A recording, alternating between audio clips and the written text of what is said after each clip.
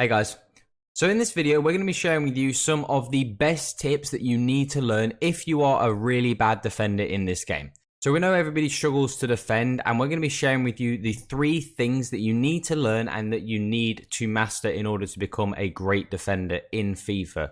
So we're going to be sharing with you those 3 tips here, and we're going to be sharing with you examples of what to do in certain situations so you can do this for yourself. So as always, show support. Please make sure you hit the like button, make sure that you subscribe, and make sure you turn on those notifications bells so that you know when we release new videos. So going into the very first tip, and it is to defend using your midfielders. And this is something that not a lot of people do. So when it comes to defending with your midfielders, a lot of people aren't very good at doing this or don't know how to do it effectively. You can see in this situation, the defense is in a great position. That back 5 that we was using from draft, this is in a great position. Obviously, the back 5 is all in a good position. Midfield's in a pretty decent position, but we're tracking back with the midfielder so that we let our AI get into a good position. Now, a lot of people don't like to let the AI defend for them. This is a big thing in FIFA. But the thing is, the AI has to do some of the work for you.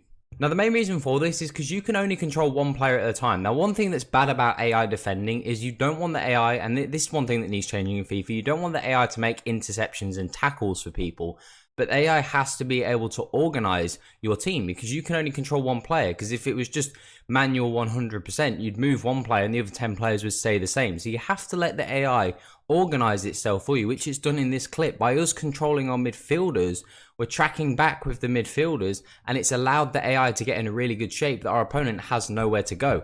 And you can see, of course, when we run it on, that midfield is in a great spot. You can see that the team is in a great shape. We're trying to press the space, make sure there's no obvious pass. He doesn't know where to go. He's turning around in circles. We're eventually able to get the ball on him. And you can see, again, our back 4 this time is in a good position. You know, we've dragged one of the defenders out of positions, which is not something we'll do. We'll get into that a little bit later. But in certain situations like this, it's okay when the team is in a good shape. And you can see those 2 midfielders are right on top of each other, but the defense is still in a really good shape and there's nowhere for him to pass the ball. So again, you need to drag one of those midfielders across into that space as we do, cut the space off, make the interception. And then from that, we're actually able to then launch an attack for ourselves. So through defending with the midfielder, through pressing at the right moments with the defenders, and that's really, really key. And again, we'll get onto that a little bit later on how to defend with your defenders. We're then able to take the ball up the field and able to get a really good counter attack and able to actually extend the lead in this game and take it to 2-0. But that all came from tracking with those midfielders. Now, defending tip number 2 is to always track the runners. Now, what do we mean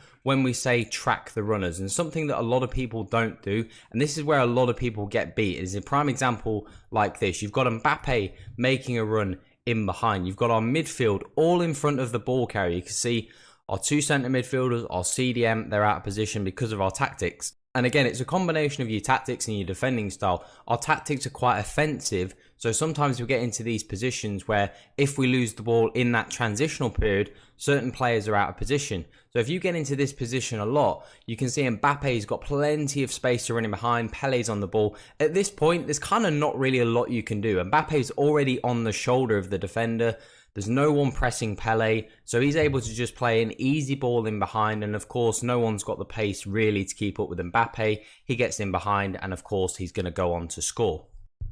So what you need to do to counter this, you can see in this example, we get into a really good position this time and to be able to defend this ball. Again, you can see our midfield is out of position. Pele is in that exact same spot, and Mbappe is making a similar run on the opposite side of the field. But this time we got Sergio Ramos, so obviously doesn't have the pace to match Mbappe, but we spot the run from Mbappe a lot earlier. We're already controlling Ramos. In this situation, what you should try and do is, of course, get that midfielder back in position. But the midfielder is so far off that in this situation, you are better off defending with the defender. You can see Ramos is already looking at Mbappe, and he's already got sort of like 7 yards on Mbappe. So we're able to drop off a lot quicker and counter the fact that Mbappe is faster. So you need to drop off with Ramos and just get ahead of Mbappe. Because, of course, Pele is going to be looking to put that ball in behind to Mbappe. And by dropping off and seeing the run early enough, with those midfielders being out of position, out of the game, you've got to defend with your defenders. You have to track with that, track the runner, track Mbappe, but use that extra time and space that we've got. So you can see that Pele able to not find the ball to Mbappe. We're able to block him off, and then the keeper's able to collect the ball. So it's really important that you track the runners correctly. So now before we continue, if you're enjoying the video and you would like to see more, make sure you drop a thumbs up on the video, and also let us know down in the comment section if there's any other topics that you want us to cover in this level of detail. So let's get into that third tip.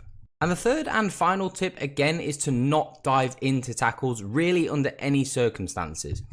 Again, this is probably, I'd say, the biggest thing that a lot of amateur people get wrong. They always launch into tackles, whether they're frustrated or just they're really aggressive defending. They always try to launch into tackles. You can see this time around, obviously, our tactics in this game were way too open. And this is where, of course, we mentioned, when you record your own gameplay, you're able to see certain things. And obviously, the tactics that we had set up for this game were way too attacking. So our midfield was way too open. You can see there's way too many gaps. And our opponent is able to play through our midfield way too easily. So in this situation, you really got to, obviously, you can see I was getting across with that midfielder. That's the first step, what you've got to try and do. And then in certain situations like that, you're able to position your defender in a good spot to be able to intercept those passing lanes.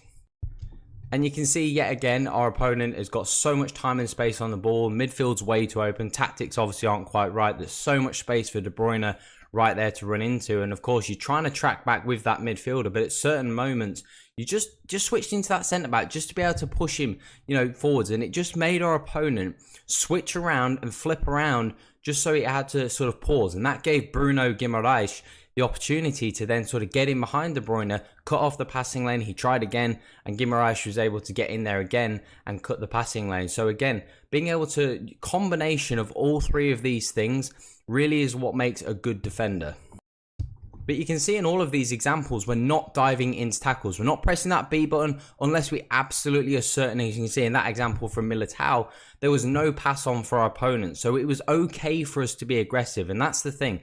The only time it's okay to be aggressive in terms of slide tackles, in terms of pressing the B button to make a tackle, is if you're absolutely certain you're going to win the ball. Your opponent is sprinting on the ball, so he's taking heavy touches, so you're able to get in there. Or there's no pass on, there's nobody for him to pass to. That is when it's okay for you to dive into tackles, because there's no threat, there's no danger. If there's threat or danger, there's players running in behind, there's opportunities for him to pass the ball, under no circumstances can you dive into tackles and lunge into tackles. But you can see in these examples, we're able to just layer on all the things that we've shown in this video and all the tips that we've shown, covering with the midfielders, tracking back, tracking runners, able to get into those good positions to be able to stop as many counterattacks as possible. As you can see, despite having a really open midfield, we were still able to defend a lot of these attacks with relative ease. So that is it for our top 3 tips for any of you guys who are struggling with defending.